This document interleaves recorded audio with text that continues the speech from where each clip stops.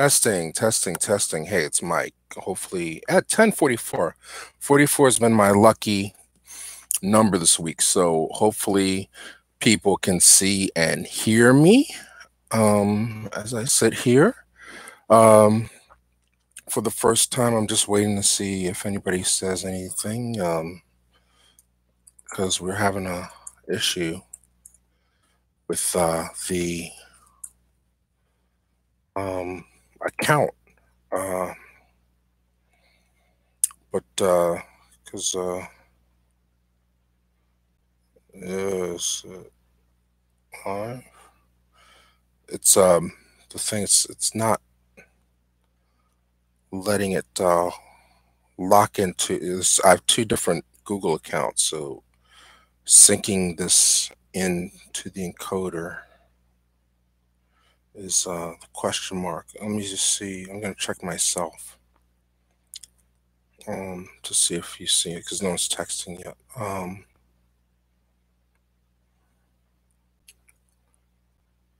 Uh, so I will check this and then we'll see what happens because I have two different YouTube accounts, so I'm not sure if I'm on here or not.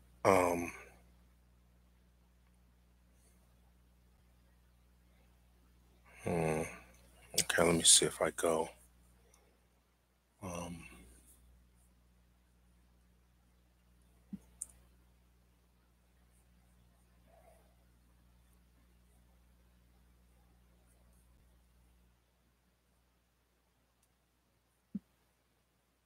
it's still not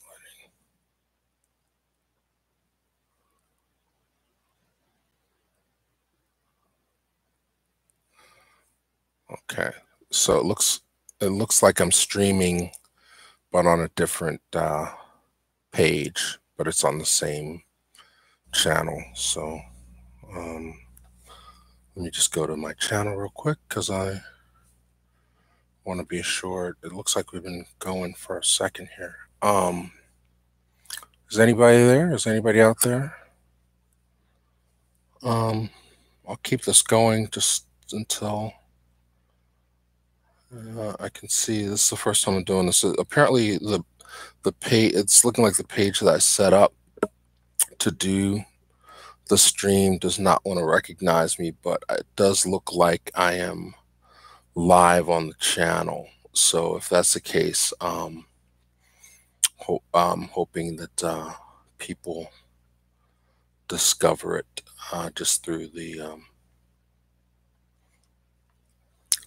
through what we're doing here. But it looks like it changed the thing. Yeah, it looks like I got 10 people watching. Why don't you say anything? Okay, hey, okay, all right, I'm a moron. Hey, okay, good. We had 10 people watching. Um, all right, so now I'm on the spot, right? I actually have 10 people watching, so I got to tell people stories. Um, hey, Veronica. Hey, Poco, C Cat. I was hoping Tatiana would see me, but all right. So, hey, it's Mike from Real Black, and I guess we're live. It's the first time I'm doing this. Uh, just two things conspired. Can you hear me? Okay, that's the other question. I see a dot moving. Um, the two things conspired for me to like go live. One, after the Cosby verdict, people were saying that I got you, Poco. People were saying that I was cruel. In terms of like they didn't understand. I put up an art piece, which I intentionally I was being very intentionally cynical to trigger people's reaction and hopefully get people to comment about their feelings on the Cosby situation. And but it was basically my personal feeling about things dealing with the Cosby thing. And then but at the same time I also posted some historical clips that I didn't think were widely seen that I felt represented the Cosby that I know. So there's Charles Woods is on the line, and Charles, and Charles, my podcast partner, he's a little under the weather. Feel free to text, chime in. This is a conversation.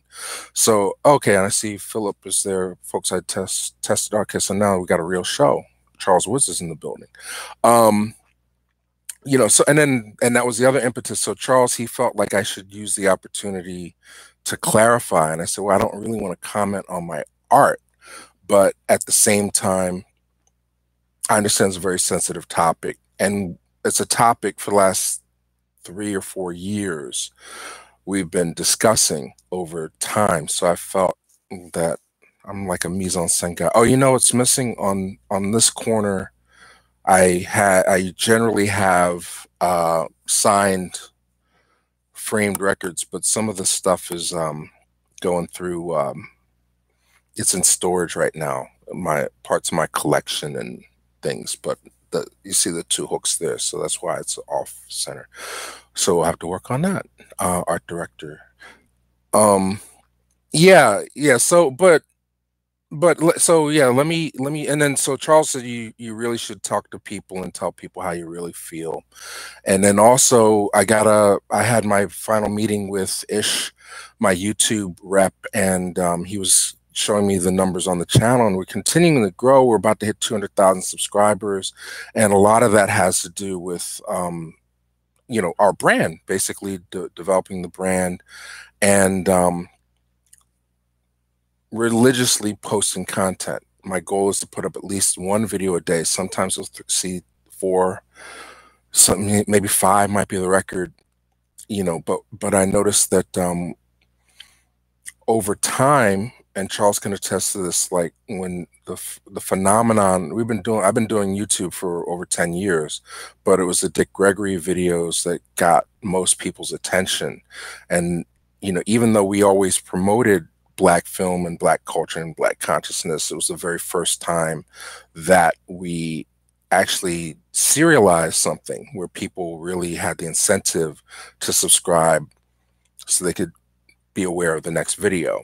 And now, and those videos still are the bread and butter for the channel.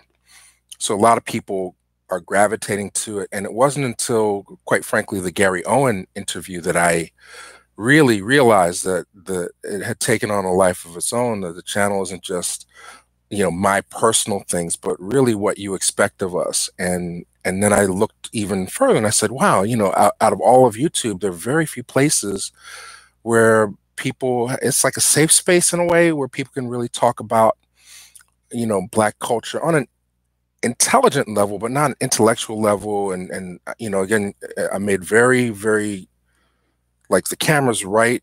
It's not looking up at me like some channels. I really made the best effort I could to put it straight on, because I want no one to feel that we're pundits. We're just sharing information. And to me, that's the delineation between what I choose to share as content and what I choose to make as art. Information is free, but my art costs money. So I'm saying they're glad Bill went to prison, can't do those things to women. No, I agree. So let's get into that.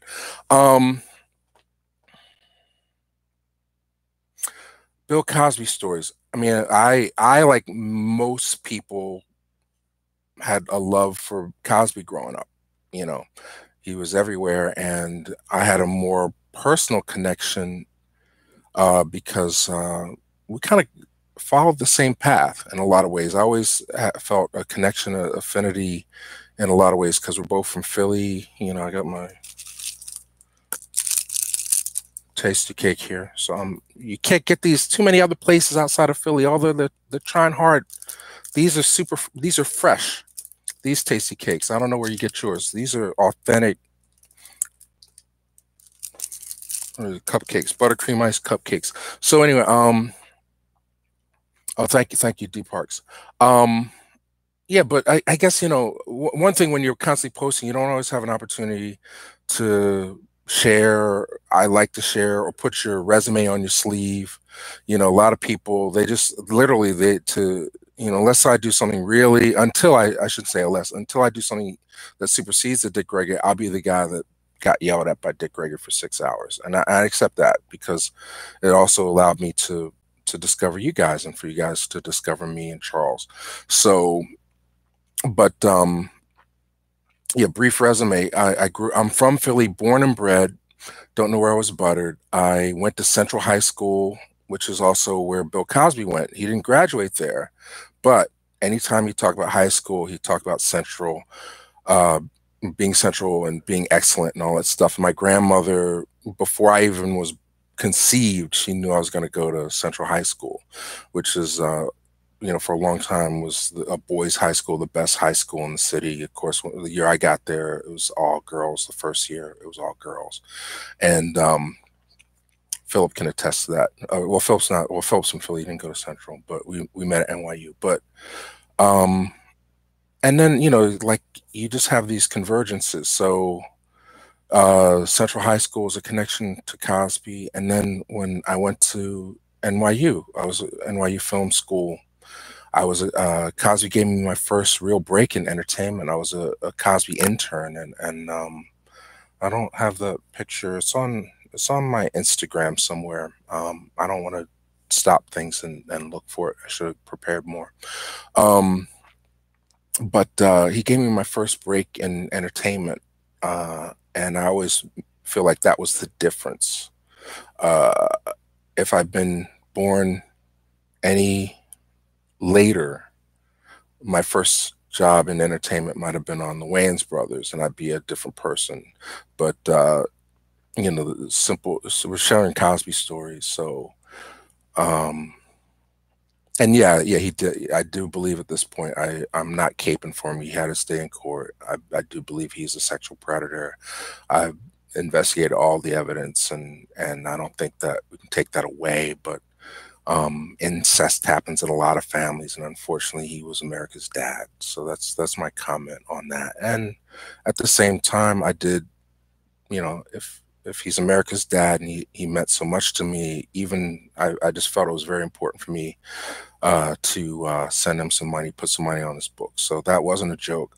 I sincerely sent money to Bill Cosby's commissary. So because I'm conflicted, if it's like when you find out somebody in your family does something bad, you still want to stay situated. Oh, we're slowing it down. This is gonna be a long night if we go through all this. Somebody else from Philly. Um, yeah, we'll get. I agree with you, Nicole. Uh, this was a setup. They let girls in the Central, but girls high continue. Well, I think it's very important that girls high continue because the learning, um, for women is a lot tougher. But the conception at the time was that the boys' education provided something. It was a better education that you had better opportunities. So I think it was smart from the open it up, and by the time they let the girls in, a lot of the white people had already left. So they went to private schools. So it's sort of, there's a reason for that too. There's a good documentary called No Girls Allowed. I don't know if you can get it outside of Philly, but pretty much every library in the Philadelphia free library program has a copy, No Girls Allowed, that tells you about how the first 6 girls or 7 girls that went to Central, and they were there my year. Um, okay, all right. Are we jumping to the guilt or innocence thing, or do you want to hear my Cosby interactions? I'll tell you. So I'll go back and forth, I guess. So I think the first time I saw Bill Cosby in person, he spoke at Central at one of our assemblies. If you remember an assembly, it was like, so he came and he spoke. He had a sweater on. It was great. Um, and I must have been an intern. But this is how much power and impact he had on me. I must have gotten the internship. Yeah. So Claudette Roper, she ran the interns, a very special program because he insisted there was only 6 or 7 of us, and that photo is floating around somewhere, or not even 6 or 7. There's like 5 of us, and we were chosen to be interns for half a season, and our job was to observe and report. It wasn't to get people coffee or do anything that would, like, hey, go make a run or something. He had plenty of money to have people to do that. He really wanted to give people training into how the entertainment industry worked and specifically how his show operated. So we we got to be everywhere and not only just watch things, but we had to deliver a report at the end of the year, and it was one of the best experiences I had. And at the end, we had to deliver this report directly to Mr. Cosby in his dressing room. And we all worked towards it, and we felt very successful with it. But the very first time I personally interacted with Cosby, I think it was like my first week at the Cosby Show, and he walks over me. He's like, you went to Central, huh? And he walks over to me and he starts singing as close as he can get, almost hugging me, the Central High theme, alum theme, let others sing of college days, their alma mater true, whatever it was. And he sang the whole thing. And you'll see in this video, we just shot a video today. I'm not a good singer and I don't know the words to everything. So I literally did not know the words to the song, and he's singing it and he's staring at me and he's all proud and everything. And I'm just like, like I'm at the first day at a new church, and the hymnal's not in front of you.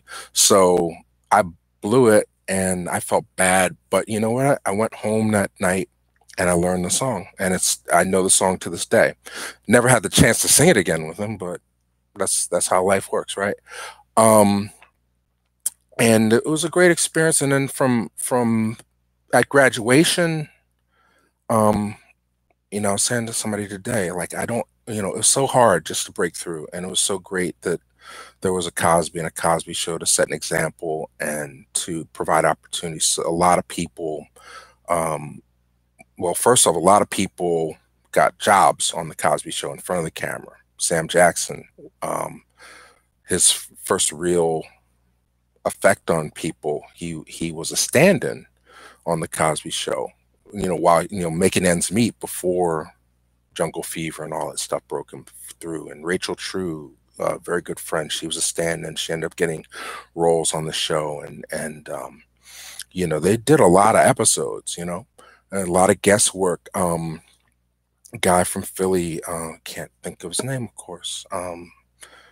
But he, lots of young actors, lots of great opportunities for people. But after graduation, I got a job the first day as a runner, which meant that I was driving people for a week. Of course, I blew that job because I was so nervous. I overslept. I was parked in Manhattan. I didn't give myself enough time, and I was supposed to pick up the director.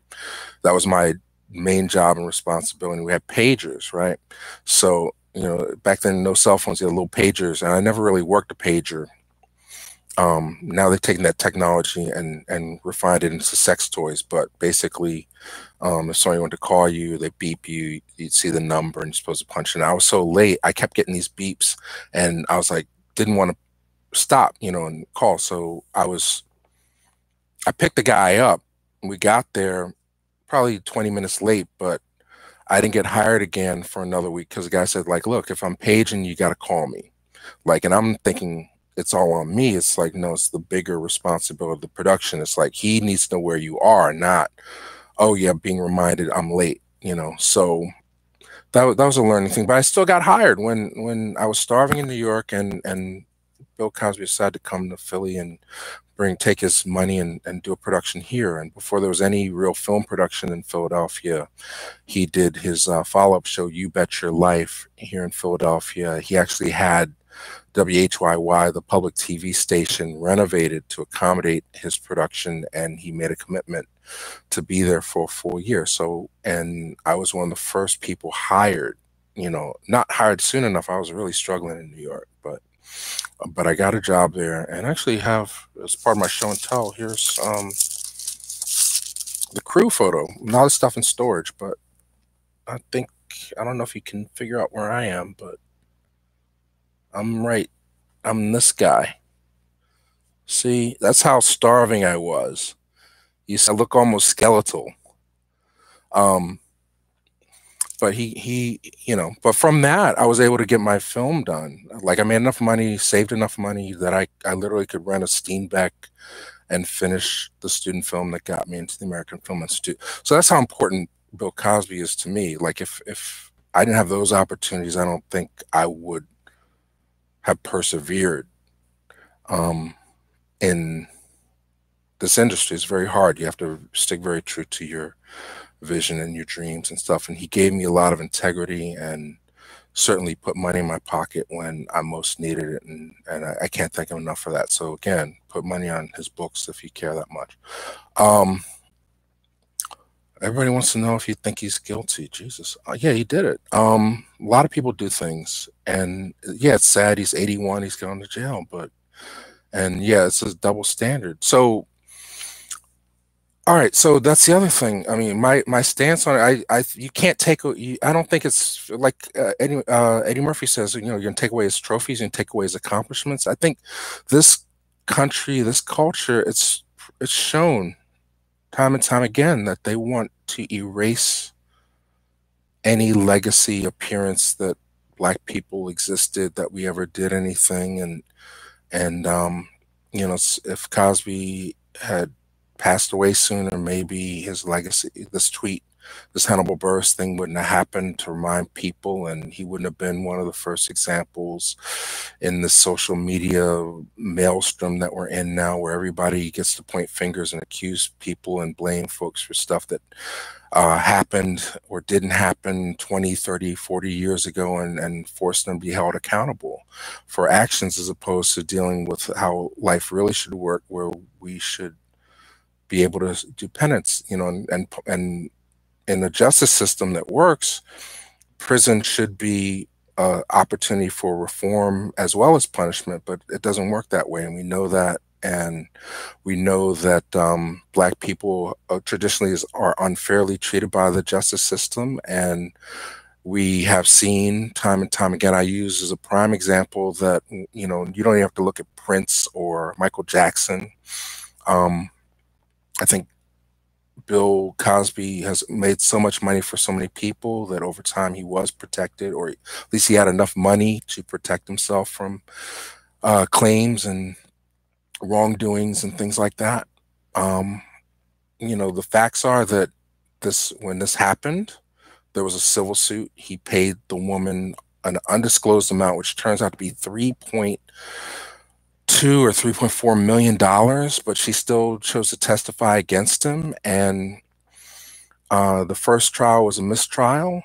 And if not for the fact that they allowed 3 or 4 other people's stories to be added to the case, as well as his deposition, which was supposed to be sealed, he probably would still be a free person. But at the same time, it's 2018, and we got Trump in the office, the pussy grabber, as president. And this is just serves as an example of making an example of, okay, we can't do this anymore. And it seems that it's going to stick, but it's a very dangerous game of divide and conquer that we're doing with it. But anybody who is sensitive to daylight should understand that, you know, the gloves are off when it comes to this kind of stuff. The society is not tolerating certain actions, but at the same time, it's business as usual when it concerns Black people, success, and power. So it is what it is. But I do think 3 years, you know, if good behavior, maybe. Yeah, I would hate to think that he's going to pass away in prison. I would hope that this appeal gets him out of jail just because of his age, not because of his accomplishment. But the catharsis aspect of things. Oh, we got 51 people. Wow, we're getting famous. Let's read some things. Because this is a dialogue. I wasn't there, can't and won't say if he's guilty or not. Well, yeah, generally in a case of he said, she said, it is like that, but he's being made an example. I think by giving somebody $3.4 million, it does indicate some contact. You know, I would like to have $3.4 million. You know, that buys a lot of soap. But, you know, this is a problem that has existed for a long time, sex, money, power. And, you know, unfortunately, I don't think the society is equipped to really deal with it. I think we're just pointing fingers and making people examples. But If this is, and there's a great BBC documentary that talks about this, Cosby's dark side, his character, with women and how he would use them, and the hypocrisy of projecting this image as America's dad and having a healthy family life and all this other stuff. So, I mean, there's a lot of stuff we didn't know, and there's a lot of things that we shouldn't know. Um, but my basic thought about the Cosby thing is that she shouldn't have testified if she took the money, and they wouldn't have had a case, and the prosecutor wouldn't have gone as far as he did. And I think it's insane to think that Bill Cosby going to write a check to Montgomery County to cover their costs of prosecuting him. But if it makes everybody feel good, then he's got to go. Russell Simmons got to go. Brett Ratner got to go. Weinstein got to go. These are people that had power for a long time. Some of them still had power, and time was up for them. We're trying to switch it up. No Girls Allowed is on Vimeo. Okay, good to know. Accusers were being paid by NBC Comcast to attend the trial. Well, it's at this point, it is what it is.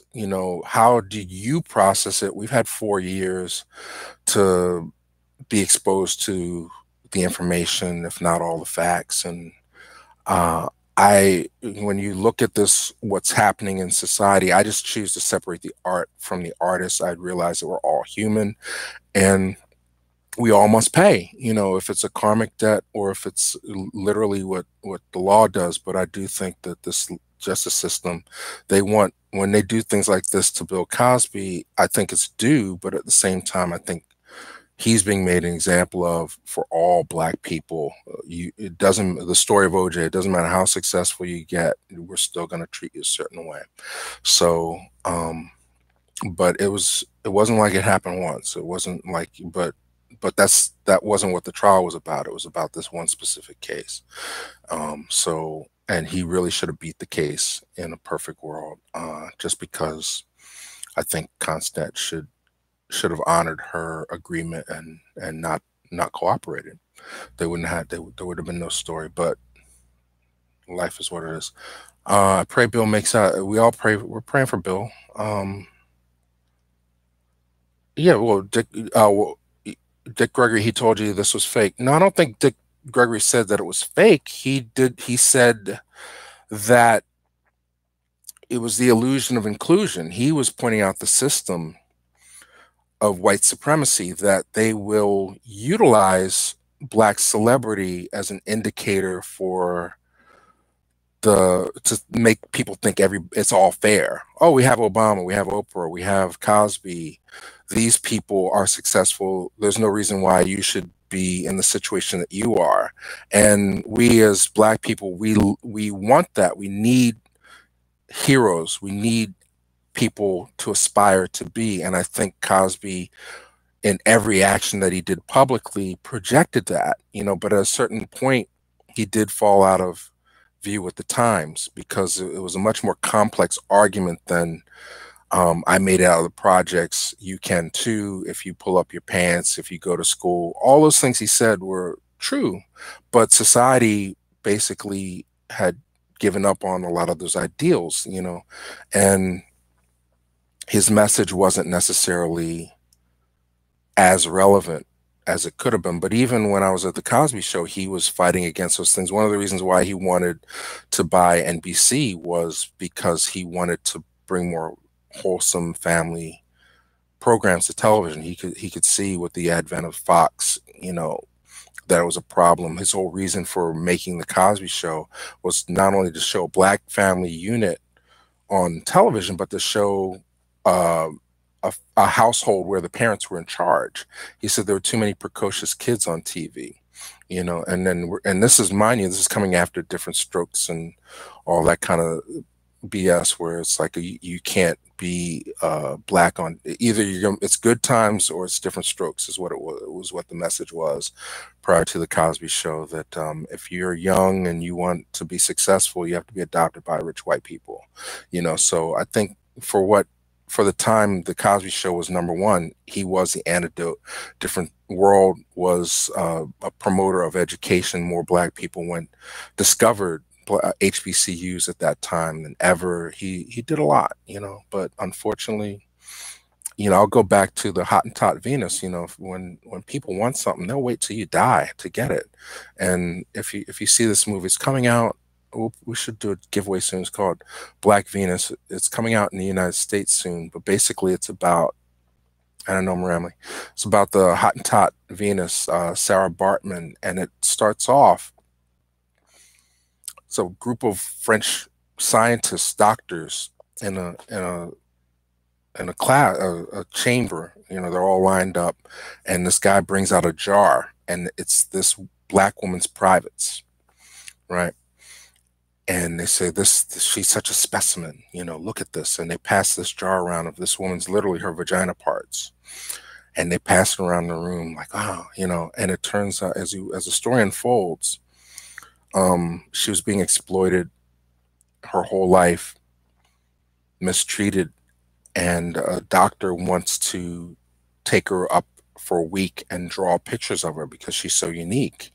And the one thing that he won't allow is for him to draw her privates. So they literally wait her out till she dies, and they cut her apart, and they have this jar. And I think that happens a lot with black folks in this culture. Like you see where the copyrights end up, you see where a lot of things end up. So I think Bill, he still owns his copyrights, he still owns the art. You just got to put a little time in, and a lot of James Brown, OJ, all these people, Mike Tyson, they did a lot. So we aren't going to do a thing about it. What can you do? Thought if you take the money, that's how I feel. There's no such thing as sealed documents. Well, everybody's a hypocrite, right? This is America. Did not say it was circus because we're going back and forth. Yeah, so we're talking about the nature of white supremacy. Are we allowed to have a history, a legacy? Are we condemned to believe that we never accomplish anything? We as a public, do we buy into the media so much that we don't defend our heroes? Do we look at them as human beings? Do we eat Jello pudding? How far do you want to go with it? It's up to you. He's not going to take the memories I have away from me, is the bottom line. I mean, I have too much invested, and I think for the most part he was right. I mean, when he was, I was like 20 something, and he had a picture on his dressing room door of Bart Simpson, and they were going at it back and forth on the ratings. The Simpsons were starting to take hold, and he was in the press continually saying, like, this is bad television. Why, you're breaking the rules. You're projecting examples. And people, like, at that point, even like, shut up, have a Coke and a smile and shut the fuck up kind of thing, to Cosby. But he always fought for a family value, even if he didn't necessarily live it in his life. And sometimes people, you lead by example. And unfortunately, he was a flawed human being. There are 30 appealable issues in the case. Falsified. Well, it depends on how much money you have to spend. Most people, they'd have been under the jail a long time ago with that many accusations. See how deep his pockets is. That's another thing that bothers me, how much money ends up in lawyers' pockets. It's very difficult to maintain wealth and legacy. And that was a issue I always had with Cosby. Like, the way he designed his business, it was all built around his personality. And I always was worried, like, he didn't pass the ball enough, and a lot of comedians do this, where their intellectual property, their brand dies with them, as opposed to the way other people work their businesses. They're meant to last generations. So I always had that problem, but I never thought his character would be assassinated before he died, to the point where you have Jeffrey Owens working at Trader Joe's because the checks dried up. So So that's a one to grow on for everybody who is in a position of power and has a business. Make sure that it outlasts you. Don't make billions of dollars for people and still run it like it's a candy store, like nobody can work the register but you. That's crazy. Um, Kevin Hart is doing something different. No, he's when he dies, all that shit's over. It's not any different. I mean, but that's part of, Chris Rock, any all those people. I mean, their brand is them. I mean, I think Kevin Hart is smart. He gets ahead of the story and he understands how to use social media in a way that Cosby certainly didn't. That whole meme thing, it was a disaster. Whoever he had around him destroyed it. Did not. It added fuel to the fire. That whole social media campaign that he was trying to execute.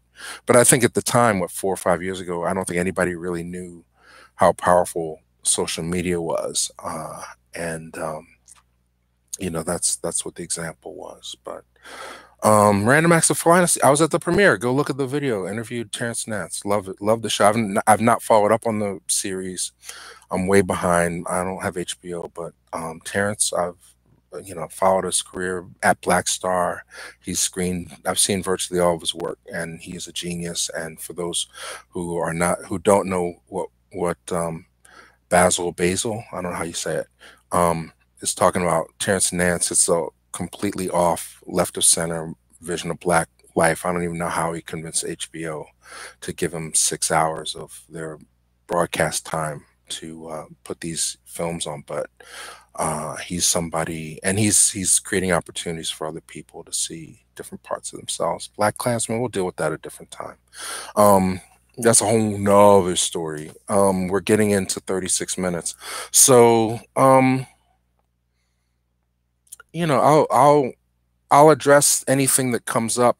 I don't know if Charles is still tuned in, if he has any thoughts or if he wants to tag team on some of the comments. We did when the guilty verdict came in. I think he expressed some opinion, but then he apologized for some of his feelings. It's an emotional thing when you see your heroes brought down, and I think that it's we're regenerating into another type of hero, but that also reinforces mediocrity. Before, we wanted to see people as superheroes, and you aspire, I could do this. Now we need to see everybody on their own level, and we have an aspirational thing where Black people in general, we tend to emulate the exterior as opposed to really understanding what goes on in terms of building things. So I think it's problematic when we let go of a Cosby, or we don't know the story behind any of these people who came up in a time where they had to fight 20 different obstacles just to become great, where you literally had to be the number one in order to make it. Now I think there's a belief that everybody can make it, and that's still not true. Don't believe the hype on that. You have to It's not about, and success should not be determined by money either. That's another thing that I think people need to get out of. Success is just being able is well, true power is your power to say no, and that's what this Me Too is about. When you put women in a position where they cannot say no, then you're in trouble, and you're breaking not anybody's law. You're breaking a real karmic spiritual law when you do that, and you really risk being in trouble. But your true power is your ability to say no and make choices. So, and that's what I think a lot of people are fighting for. Um, Dr. Bill Cosby have been unfaithful to his wife, but that is not a criminal offense. Some of those women continued to see him even though they knew he was married. Well, yeah, I agree. But it's a power dynamic that's in place. I think um, you you you have to be held to a higher standard, and maybe his biggest crime was either allowing us to believe that he was above human, that he was be above that, and the hypocrisy is what ultimately got him in trouble, or there are just certain things you shouldn't do. And a lot of these women said that they were happy to be with Bill Cosby and that he did not need to drug them. That, to me, is about power. That's about, like, you know, manipulating somebody into the bedroom and then you want them for whatever reason completely helpless to you. I think that that indicates a sick mind, and it's unfortunate that he had the money to be enabled through it as long as he did. Stephen Fetchit, yeah, he was a genius. I can imagine this is heavy on his wife. Yeah, well, of course it is. But she didn't. She's still there. They're a business. I mean, really, be before Beyonce and Jay Z, you had Bill and Camille. And I wish the Jay Z and Beyonce would use their money as usefully as Bill and Camille did. I mean, they're trying, but they benefacted a lot of people, and not just giving money away, but supporting artists. They bought a lot, like Ernie Barnes and a lot of people. He just undercover gave money up, but he had a dark side. Um, okay, so who wants to move on? Who wants to see stuff? Show and tell. Most of my like I said, most of my stuff is in storage. Ooh, I don't want to do that. Because I'm transforming the space here so that I can accommodate workers. I want to be an employee. Oh, here's something that from Charles Wood's collection, which exists in a box on the floor. Charles Wood, out of the Woods collection, it's a box on the floor. Okay, be aware of that. So we're gonna transfer that at some point, and there's Mr. Pudding Man there. So we're tribute to Bill Cosby. This is a. I'm trying to get the rest of the series before I start digitizing this, but Ebony Jet Guide to Black Excellence, entertainers episode. But when I worked at the store, we had the whole set. Unfortunately, I didn't invest in that, so I got to pay big money for that to get that again. All right, so you guys can debate the Cosby thing. I've said everything I want. Support black women. I think that's the note that we're playing this week. We have to. And I know you're gonna say not all the victims were black. If they were black, he'd still be free. Yeah, that's the hypocrisy of the democracy. But this is an eBay find. Tony Cade Bombara, her paperback. Charles had it first. I'm gonna read it. Lucky to have this. Thank you. Supporting. It has somebody's name in it. L. Green of New York City was the previous owner. But you can find these everywhere. It's not, Amazon. Abe Books is a place I go to find used books. Booksellers around the country offer list all the books that they have in their inventory, and you can sort of scroll through and see what the prices are. Do we have any more vintage film? Of course, yeah. Um, Basil, yeah. Uh, now the issue is copyright. A lot of people. We're not a video store. What the intention is to share things that you might not be aware of. But if you're saying, hey, you should put up Carmen Jones, well, be aware, if I put up Carmen Jones, I'm gonna get a copyright strike, and then they might take the channel down, and that's a problem. So we're trying to weave through the cracks, identify things that folks aren't really chasing people at, or videos that other people have posted and shared for years and not had taken down. And then from time to time, some music things seem to be safe on YouTube, because what they do is demonetize the plays from you, and they point the money to the publisher of the songs or the owner of the thing. Now, that being said, back to the storage thing. The Kumo D video, they took it down, but they didn't penalize me for it, thankfully.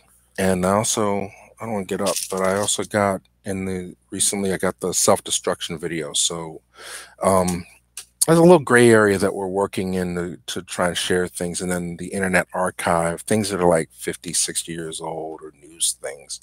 Nobody's really coming after anybody for, but music seems to be a big thing. Certainly anything that's protected by the big six corporations that own every freaking movie known to man, they're gonna stop you. But we're doing our best. But so the Kumo D Funky Wisdom has been blocked worldwide, as well as last night, Charles will be sad to know, the Tony Atlas, Rocky Johnson thing. They didn't give us a strike, but it's been blocked worldwide. So if you had a chance to see it last night, you were lucky. I don't know if it's gonna show up on YouTube anytime soon, but I thought we were safe because there was another Rocky Johnson fight that was posted on YouTube for like 4 or 5 years. So um penalized. Well, no, we get paid money actually every time you watch. That's how I'm able to get all this crap off eBay. And you know,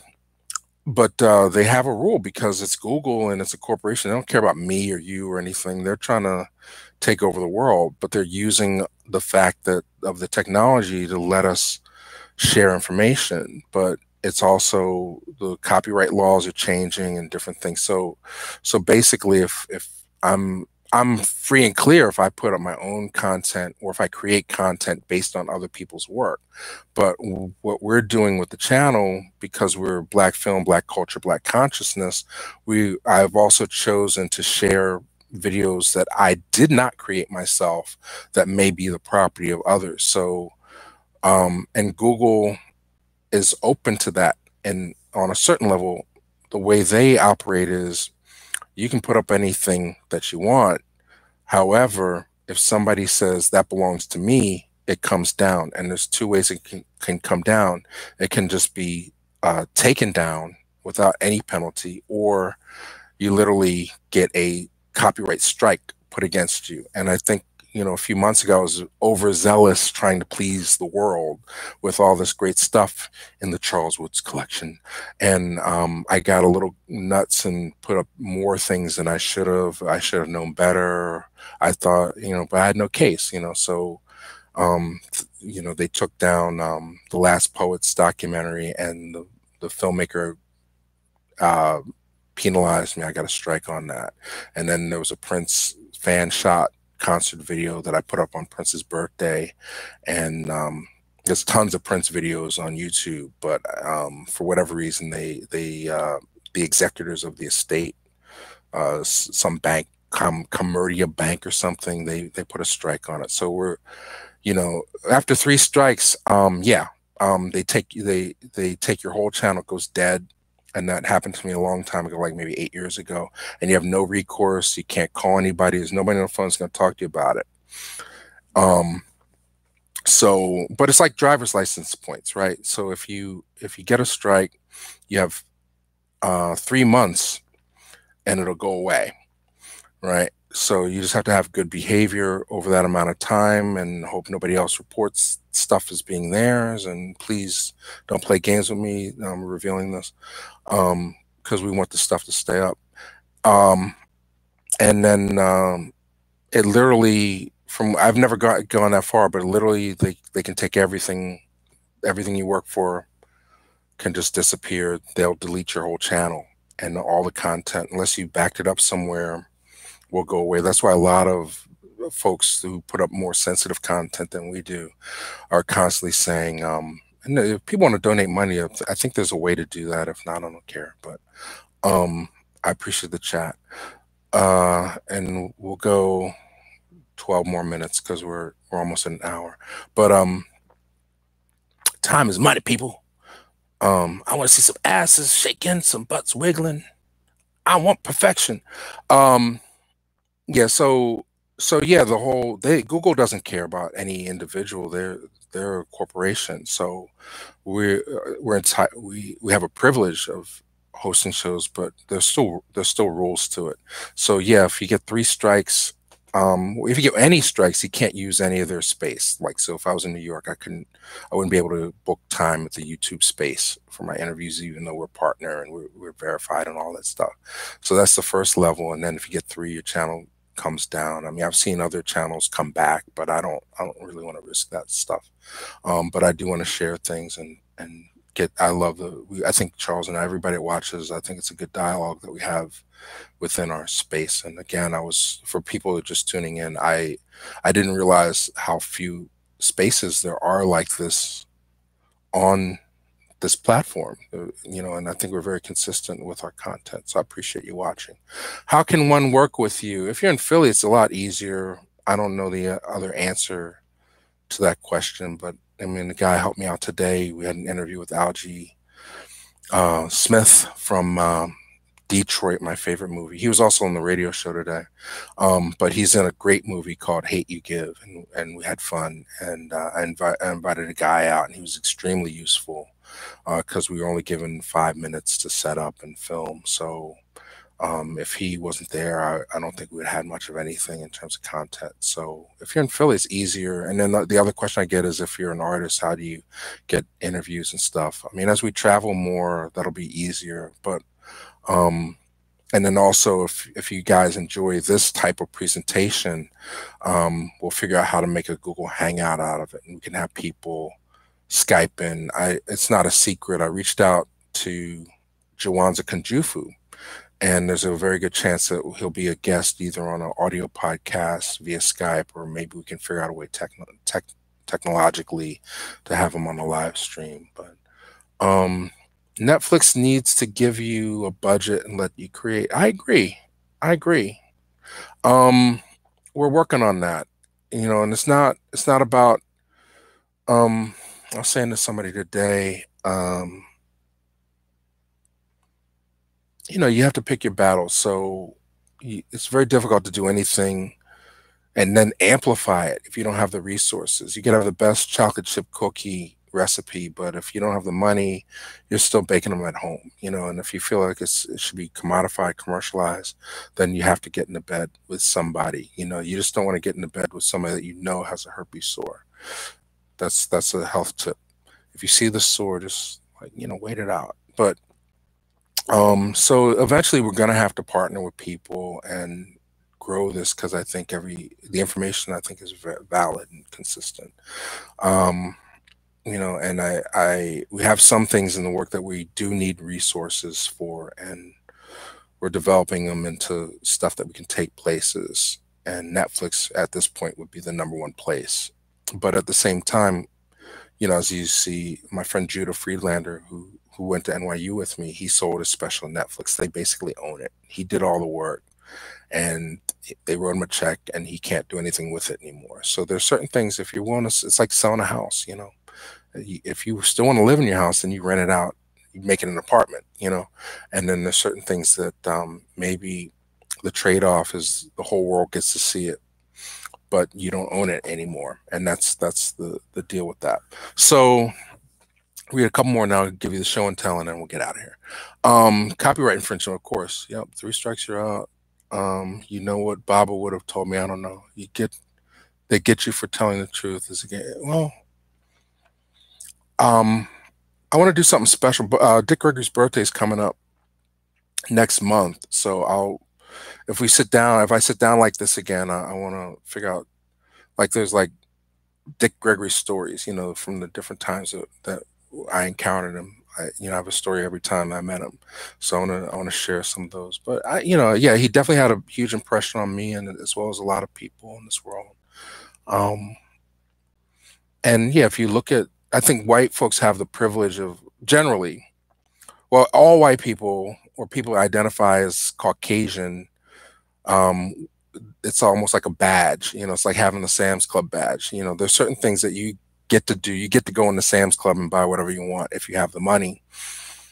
That's having a certain complexion. And black folks always gotta feel like their credit ain't about to go through. Like, you gotta always keep that card handy. So that's the double standard that we live in.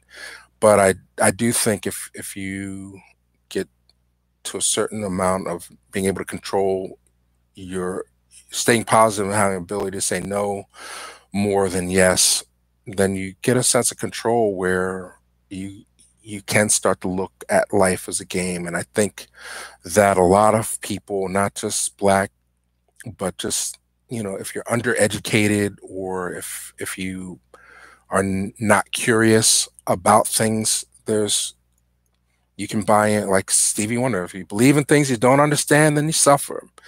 So what I don't, Charles may disagree. I think just by sharing information, having dialogue, we all make ourselves better, and I think that that's our intention. So I'm not like religious to what Dick Gregory has to say. I want to hear what everybody has to say who has intelligence, because life is difficult, and then I want to share as much as what I get from it with people. But um In this day and age, there's certain things that are just it just seems very, very, very obvious. And yeah, it is a game. Some people they got better hands, but it doesn't mean you can't win. Um, there are nothing but things to make profit off by what. Oh yeah, I got to talk about that shit too. All right, real quick. I promised on the thumbnail I talk about these movies. So go and please leave comments. Let me know if I'm rambling a little bit. It's very stream of conscious today. Um, Go see Michael Moore's movie Fahrenheit 11/9. Don't go see uh, Kevin Hart's movie Night School. That movie, um, it's not designed for theaters. It is designed as product, and I think that Will Smith is an excellent packager, but I don't think that his intention was to make a good film. It was just to sell a movie, and even I was looking forward to it because Malcolm Lee was involved, but then I was watching on Black Film Web TV channel, the blackfilm.com TV channel. They had Will Packer and Malcolm Lee. And the first question they were asked is, what attracted Malcolm to this movie? And he's like, well, we wrote him a check. He's worked hard. He did it for money. And then he agreed. Yeah, I did it for the money. I turned it down, but then I changed my mind. I wanted the money. And he certainly brought his talent to it. I would hate to see that movie before Malcolm Lee got a hold of it, but to me, and Stephanie Renee, she disagrees. She felt it in a group of people was a fun time, but I just feel that Kevin, I give him as much as anybody. I mean, I've always been cynical when it comes to Kevin Hart, and then I went to the Kevin Hart Day where they did the mural thing, and I was like, wow, this is just a different level. He has true fans, and he caters to them, and people really legitimately love him, and it made me not be. I decided I wasn't going to be judgmental on Kevin Hart because he knows his audience. But then Night School comes out, and I'm like, you're really not fair, and you're not treating your audience fair when you're putting out shit, And we never. Will Ferrell, he stopped doing movies, but even if you didn't like a Will Ferrell movie, they were good movies. They were designed to entertain. This was designed to make money, and I think that consistently is a problem when it comes to black film. If you want to or film with black people in it, there's not enough care taken to actually make things that we care about, and then that goes back to the Cosby stuff. Like, Kevin Hart is attached to Uptown Saturday Night, and I don't want to see it if he's in it because I know it's a money grab. That movie and even though Uptown Saturday Night wasn't the best piece of film work that could have been made by those people at that time, it definitely took the audience into consideration and promised you a fun night at the movies. Kevin Hart movies are okay, like Netflix and chill stuff. It's not worth the freaking money. And they take so much money off the top that it's very difficult for anybody to make a good film when you got 20 executive producers all getting a piece out of it. Yeah, I don't, Kevin Hart's doing his thing. I don't know. See, how do you define coon? I hate because people accuse me of being a coon. I'm not going to jump on somebody else and say that they're a coon. I think that that's derogatory and it doesn't get us anywhere. I think that Kevin Hart is a very talented comedian. It's just the bar is set very low for success. So, Kevin Hart, he compensates with personality and perseverance and energy, but the act is getting stale. And what he needs to do, instead of feeling the need to feed the monster all the time, or maybe he needs new friends. We all do. Maybe he needs, like Tyler Perry, he took the wrong example. He did Gone Girl, and hung out with David Fincher, and then he, in his mind, he went and wrote Acrimony, and then he convinced Taraji Henson, "Oh, this is going to be my Gone Girl," and but then he shot it in 8 days, and it's a piece of shit. I still haven't seen it, so I don't. But I'm assuming David Fincher had more than 8 days to make Gone Girl, so we don't utilize our power. We're still in it for the money to the extent we think it's going to go away, and we don't take the risks that we need to. Where's your piece of art? Where it doesn't have to make money anymore. It can just stand the test of time. I mean, they literally have dug out and restored David Dennis Hopper's The Last Movie, and they're considering it a masterpiece. At the time, it was self-indulgent. The guy was high on peyote the whole time. Now, 40 years later, it's a masterpiece because, but we never get that. We never get a black masterpiece. Nightmare School. Yeah, all right, Charles. Charles, you're the king. All right, so he's telling me to move on.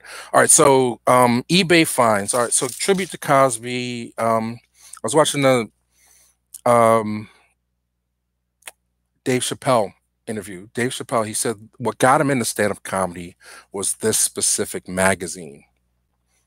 Seeing and reading about living in Washington D.C.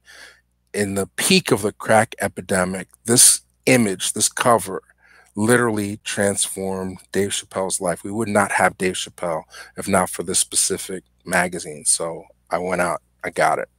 And it happened to come as another moment. I think this is the moment, just like the Pepsi fire for Michael Jackson, where his scalp got burned and he got addicted to painkillers. This was the transition for Cosby, right? And the other cover of Time that he did. So, and it was a sad day because Ennis literally is my age, and I was there.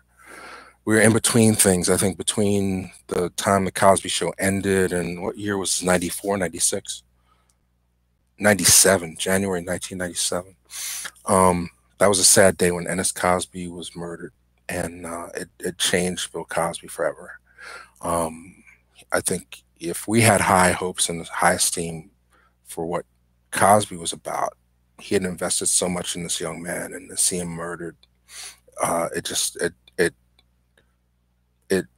no, drugging was still happening apparently, but it changed him in a way where I think emotionally he wanted to do as much as he could to save people, and unfortunately he was out of touch with the times. He was out of tune. Like he was still preaching, we shall overcome, and work hard. And people had lost too much hope to believe in that. There's too much. There weren't enough Bill Cosby. I guess the story that we don't hear really is who were Bill Cosby's mentors. Who and certainly Sheldon Leonard is the key person for Bill Cosby, who gave him the entree into the entertainment industry. But who were the people during his childhood, his teachers, the people that really helped shape him, that told him, like, look, like that the people that kicked him out of school but told him he could still succeed, person that told him to go to the Navy, all that kind of stuff. We don't really hear those stories, and I think that's unfortunate. But he had so much invested in Ennis, and when that was taken away, I think he wanted to save everybody, and unfortunately, it's very hard to preach to people when you have that kind of success, because then it becomes Animal Farm. People, there's different levels to it. But he did get a lot of people in the entertainment industry. Um, what steps will it take for more blacks to become executive producers? Well, I mean, it depends on how you define executive producer. It's just, did you bring the project to, that's just a credit. Either you're putting money in, or you help bring the project to fruition, and you have a stake in the receipts, in the gross receipts. That's basically what that typically what executive producer indicates. I think we should stop dealing with show business all the time. I think we've distorted our perception of the world, because the only success we see, as Dick Gregory says, is athletes and entertainers. So if you, it's not about making more, it's about making stuff that actually has the chance to affect things, and my tug of war is just, in order to make something marketable, you've got to include everybody. But really, when I step out of my house, the world I see is not the world that's reflected in any of the films that I have the opportunity to pay money to see. And then where I get confused is, are the people that I feel could use this information or affect change even interested? Who are these people? What are they watching? You know, is it really just about feeling good all the time? Do we need to just get Kevin Hart to just make a better movie that has more of a complex layered message than, oh, this movie's about second chances and all these people are going to night school in order to have a second chance at life? That's so simplistic and retarded and derivative that it's not something the world ever asked for or needs. And it's just like, okay, it's like eating this fucking tasty cake. You know exactly what it is before you get it. So, and that's not really what I like about movies. So you got me on a rant. Charles, ask the watchers what made them be supporters and tune in for. Yeah, that's the conversation. I know, talking. Please type in while we're live what you like about the channel, what you want to see more of. But yeah, I want, and thank you all. We have 51 people watching live. 49 just lost somebody, motherfucker. I know who you are. Stop it. All right, you're back. Thank you. So yeah, I think when I was in Boston, it was a great thing because I had a chance to talk to somebody who discovered the channel. He said, like, "This is great to see Black people doing stuff." And I think, at base level, it's not about providing antidote.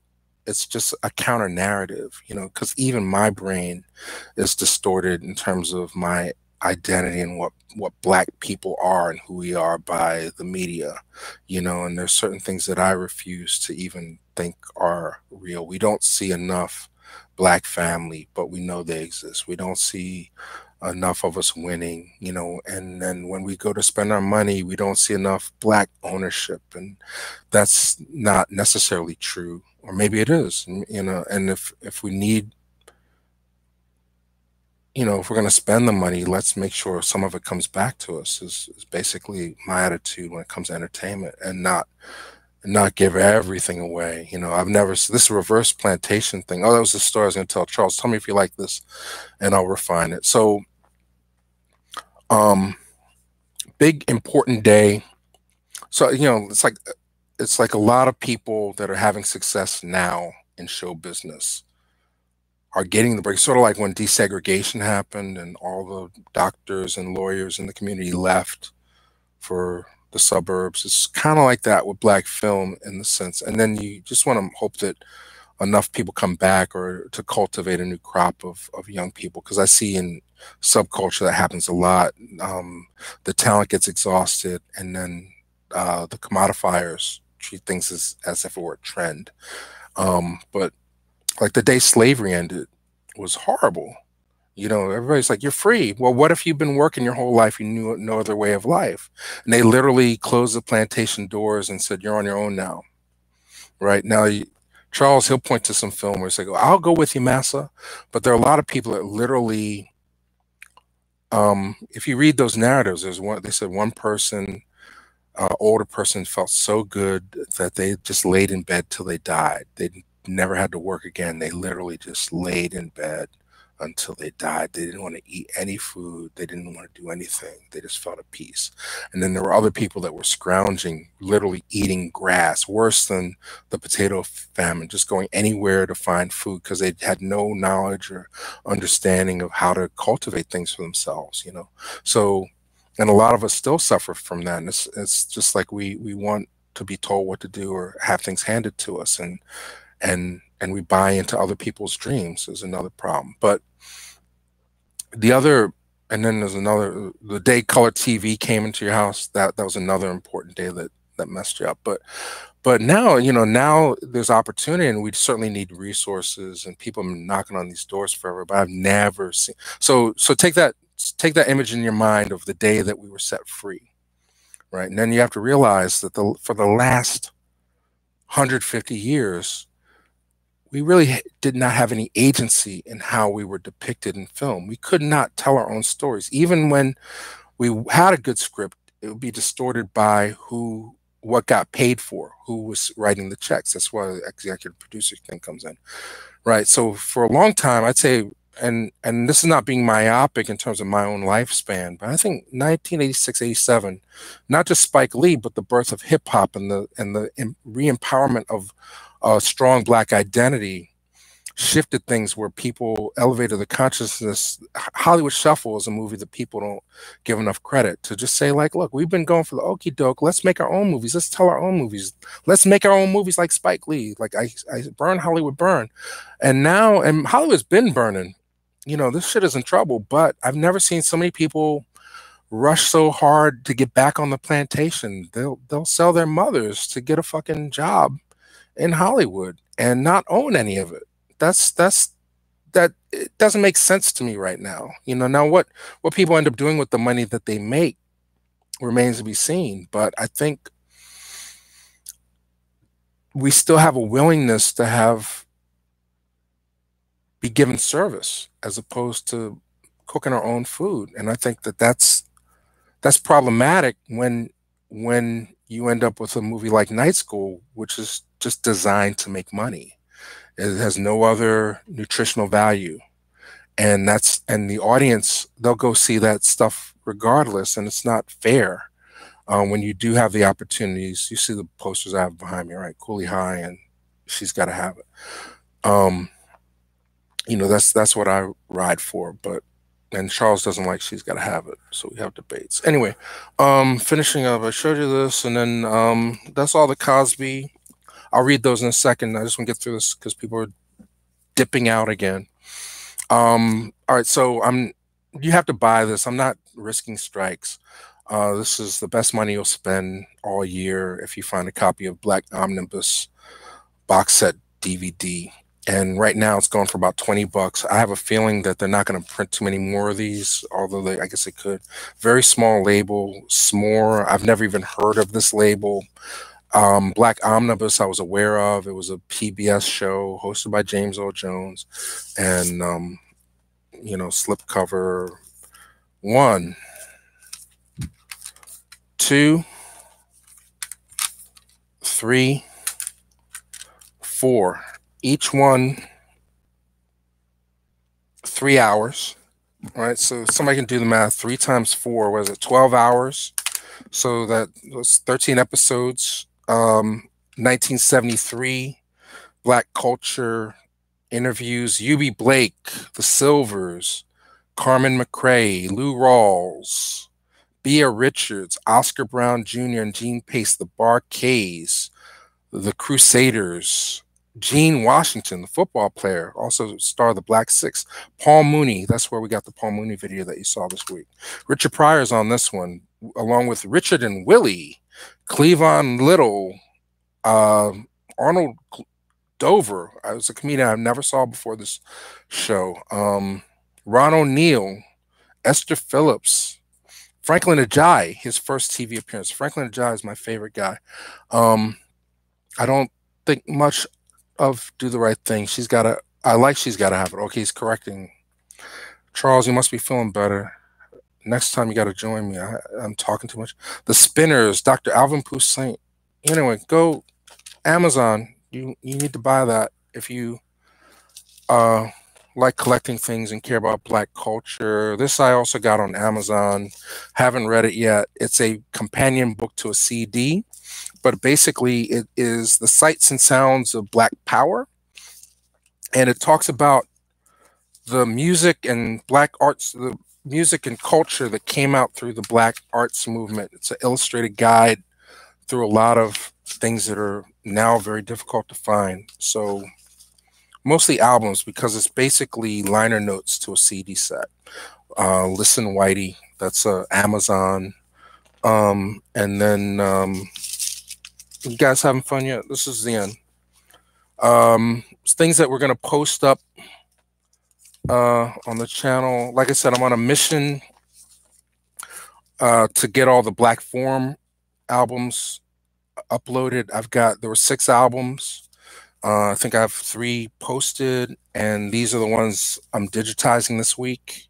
So you'll see them soon. And this is the last one. So I guess 2 are up then if there's 6. Those are the 3 that we purchased with the money from watching. And because I'm tired, I don't like talking too much. Why no super chat? Oh, I don't know how to do it. This is the first time we're doing it. So you can buy a membership. Go send me some PayPal money at Real Black at mail. I'm sorry, Mike D at Real Black on PayPal or Cash App. Now I sound like a Chatterbait model. Cash App Real Black, but make sure it's me because I could have a fake. And if you Cash App and that money's gone if it's gone. This is coming,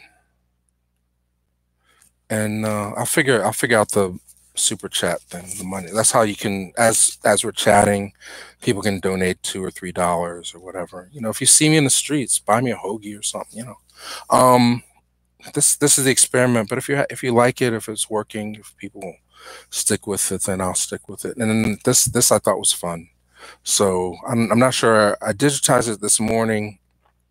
It's apparently High Records, or the company that owned High London Records, put out a series for DJs. You can interview your favorite artists. So they did one with Tom Jones. There's like 3 or 4 artists from the late 60s and early 70s. Al Green did one. And it's like you ask the questions and then the pre-recorded answers are there. So, and it was nice. It was a clean copy. And then they give you the script, and then you can edit your thing. And so, and this is just for the love. I won't make any money off of this because there's so much music. What YouTube tends to do is give the credits to the view credits to the publisher. So that's all I got. We did 1 hour and 16. Is there anything? Last questions for anybody?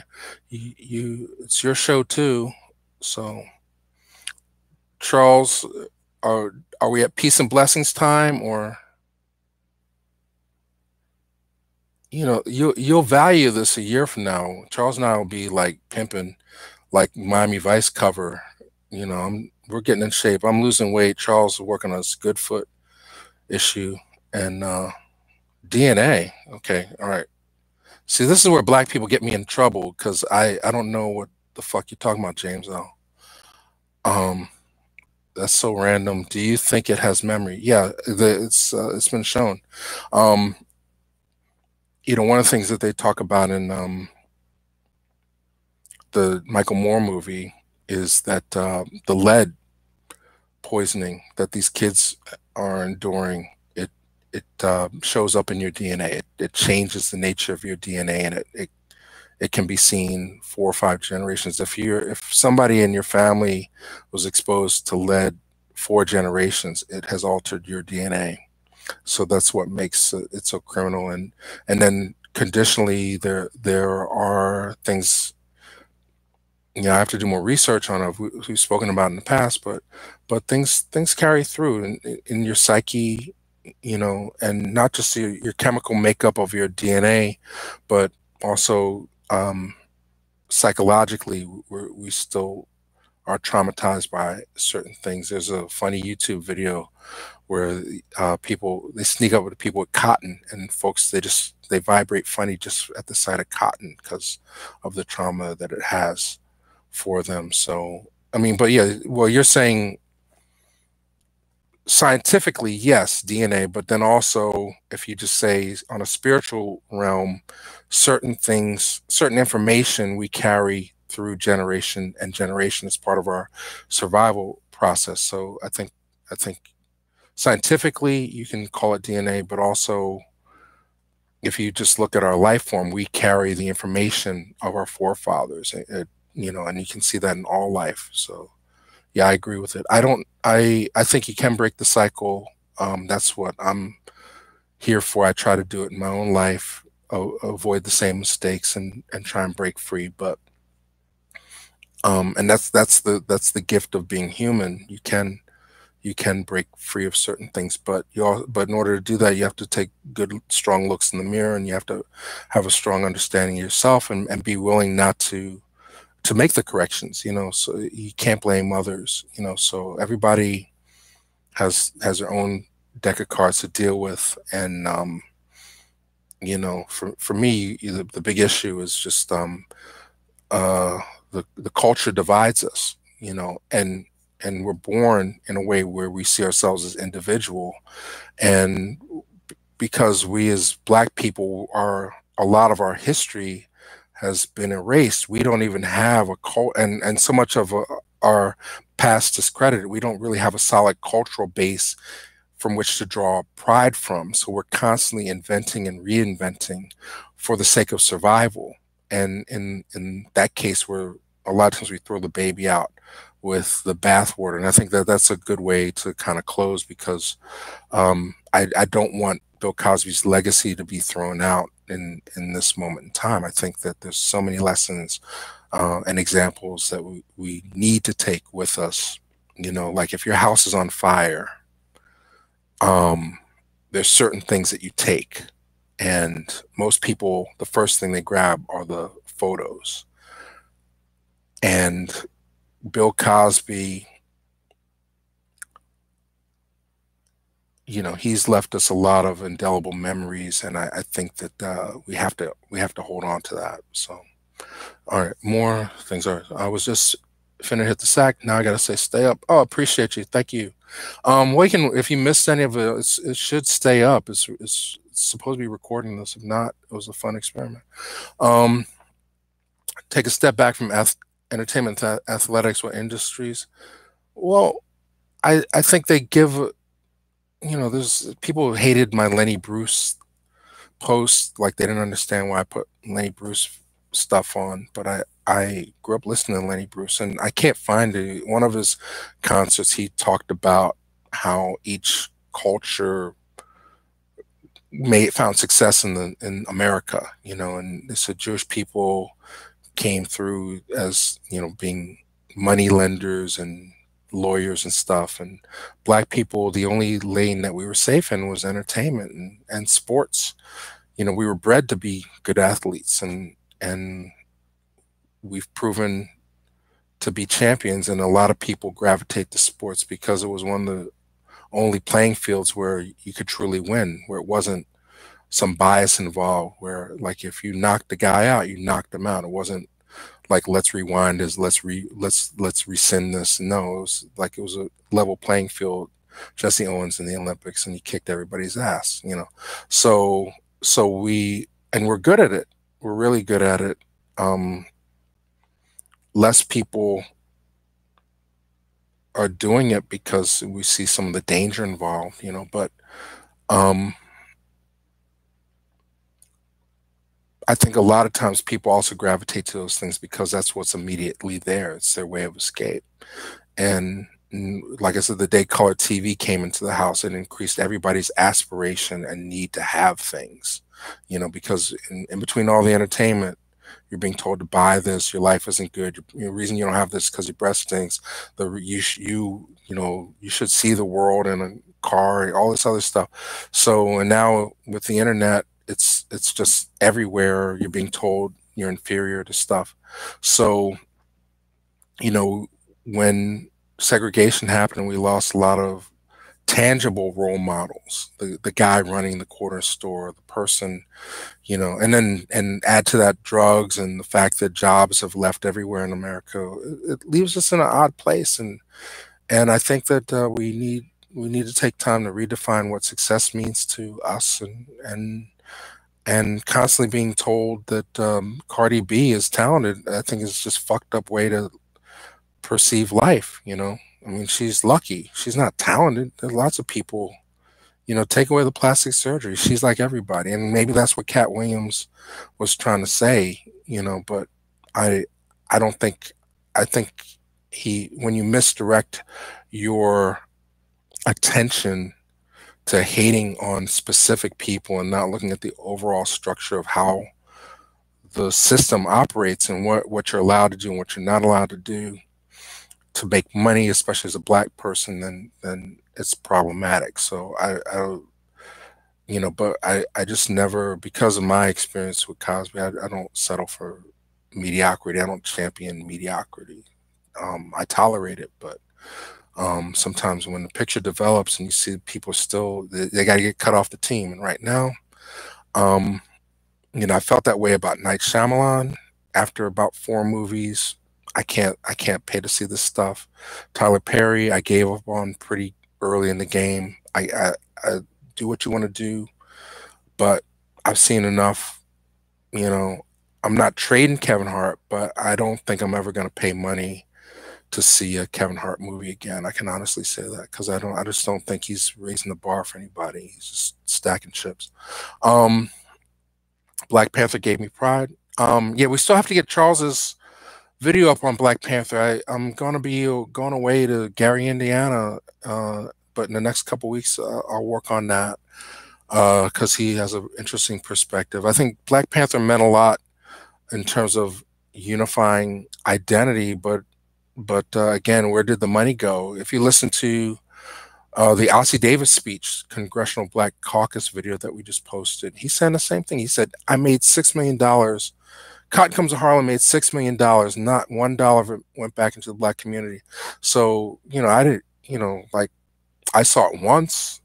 I never paid to see it, but when somebody tells me that and I own the Blu-ray, I did buy it, but when people tell me that they spent 13, 14, $15 to see Black Panther 20 times in the theater and wore dashiki to it and had a spear and all this other bullshit, then they got you. They got you. I don't, because you gave all that money away. What could you have done with that $100, $200 to help your own community?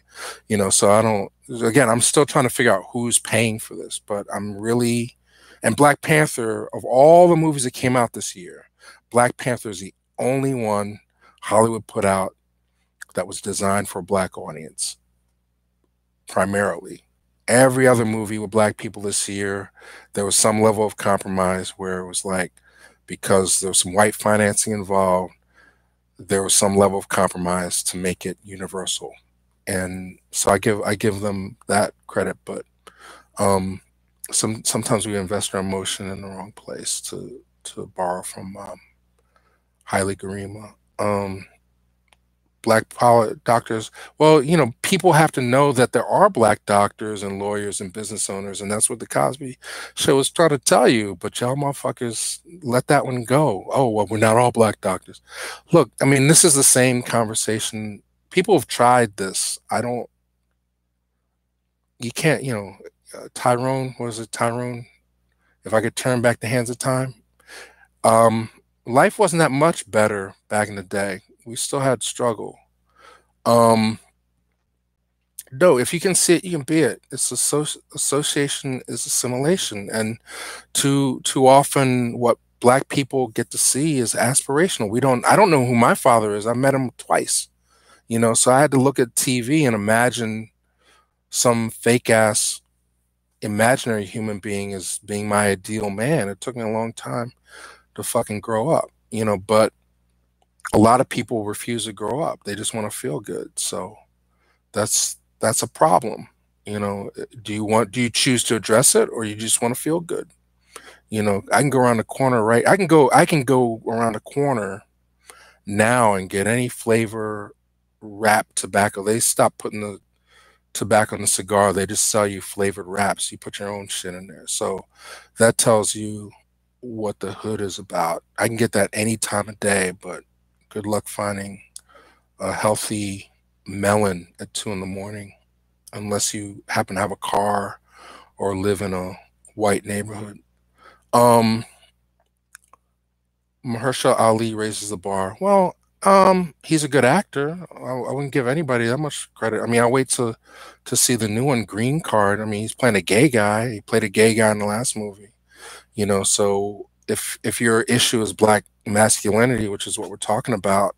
Herschel is not necessarily, he's in his own lane with that, and I know him to be heterosexual, but to this day he's played, and his character in Moonlight, I feel like he was the key image there. It definitely had some homoerotic things going on in there. So I'm not sure if he's the prime example of black manhood. And even Michael K. Williams, I think, is a better example, and he is gay. So it's like, how do you want to define where the bar is? When you stop playing criminals, um, or when you stop, when your best role is not someone addicted to drugs or involved in crime, then maybe I can have that discussion with you. But that's that's that's the challenging role for a good black actor.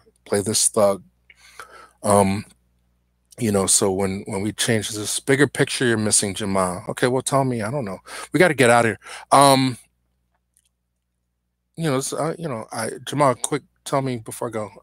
There's lots of levels to all this stuff. I mean, I'm just expressing, reacting what people say. Why is Bill Cosby in jail? Because they needed to show everybody that um, no powerful man is above the law, and if you're black, it's even worse for you. So if you're white, you lose your job. If you're black, you lose your job and you go to jail. So, but he was doing wrong, So prove to me that he didn't do it, and then I'll be the first one to march. Right now, like I said, I sent money to his commissary. You can get all the pudding pops he wants, and also I like the fact that he kind of played a little like Nat Turner, that he did not apologize and he's just dealing with it. I mean, it's not fun, but he's, he didn't do a Kathy Griffin, and I think that's if you're involved in something, you don't see mobsters sitting up there. Some of them snitch, but like he wasn't snitching on all the other people that were in the room. He took it like a G. Whatever Bill Cosby did or was accused to, he took it as a man. You do things, you take responsibility for it.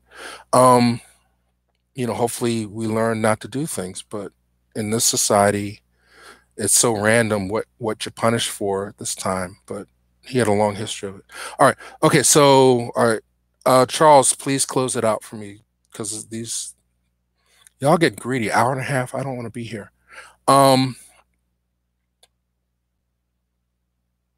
Harvey Weinstein is next. Well, it's always a he said, she said. That's the problem. I mean, I think what this the lesson is that the lesson they want you to have is, it doesn't matter how successful you are as a black man, you're subject to persecution. The catharsis for the society is, while we have a pussy grabber as president of the United States, a good chunk of motherfuckers voted him in, and that's the world we live in. However, in order for it to change, we got to call people out. We have to take the bitter with the sweet. The world has a lot of problems. They need to be addressed. Now, the question is, within a power structure, how do you affect that change? And it's really back to Malcolm X and Marcus Garvey. You can't be individual. You have to be the fist, and you can't keep using the divide and conquer of, look, I didn't choose to be black. I didn't label myself black, but every other culture is unified in some identity stands up for its own, speaks for its own, and says for its own. We're the only people that have our hands out when it comes to, like, we got to go and tell this story. Like, we should be making our own stuff. I mean, it's not about what Tariq Nasheed says, code of conduct and everything. It's just common sense. It's just, why can't we work together? Why do we always use the fear of being kicked off the plantation and not having a job, and then when the plantation opens back up, everybody's running, and want to give away all their talent and creativity and not really get anything back for it other than a few likes or whatever. So anyway, um, my standpoint entirely. And again, get your money, like Donald Glover says, get your money. But then what you do with it, then you go back to Chris Rock. Just don't buy rims and things. White people, the richest white people on the planet, do not have rims on their car. To paraphrase Chris Rock. Anyway, so I'm gonna eat this. I'm gonna have a Coke and a smile and eat some pudding pops. And I hope you had fun. It was good to hang out with you. We held the majority of our audience, and I'm sure people will be watching the replay as soon as I hit the stop on this. You know, I we're going random here with the comments. I respect everybody. Um, yeah, feel free to like, comment, subscribe. Peace and blessings. I really love everybody, and I accept the responsibility now that I see there's so few places for people to have dialogue and discussion about their identity, and it's not just appearances, is what we really feel. We want to try and unify things and put them in some context. So I appreciate you. Thanks, rock and roll, Dina. Night all. Peace.